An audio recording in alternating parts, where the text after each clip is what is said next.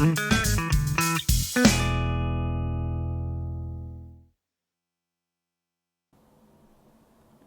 so today I just wanted to show you what can be achieved with custom development inside Salesforce.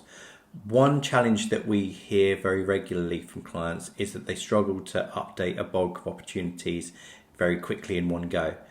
Salesforce have introduced list view inline editing for list views, and you can update things like close dates and stages, but there are restrictions. And one of those restrictions is the long text fields. You can't edit those in a list view, and that sometimes can make even that inline editing solution feel a bit restrictive. So for opportunities, what we did is introduce the Opps Grid, and the Opps Grid basically allows me to come into my opportunities. I can look at other people's opportunities as well. I can do things like filter them by stages. I can put in search text filter, and I can also say I'm just interested in sort of high value accounts, that kind of thing. All of these things are configurable. We can build these kind of filters according to business rules very easily now. And so from here, we can do things like change the status, and we can just tab across. So I can tab across to here, and I can change the due date, and then I can tab across and say next step, generate quote.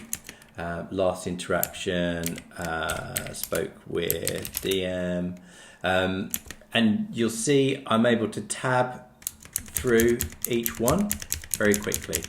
And you'll notice here we've built some icons to help the user understand what they need to do to get that record in shape.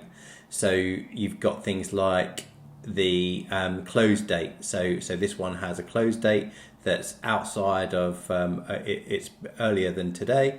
So if I were to update that one, you'll see that icon disappears. And same with in this case, we've got business rules that say you need a next step, you need some activity in the last 30 days, and so those business rules define what the criteria, what good looks like, I guess, in terms of a decent set of records. And I've also got the ability to, at the moment, I'm looking at everything that I own, but I can filter here just to the stuff that needs my attention.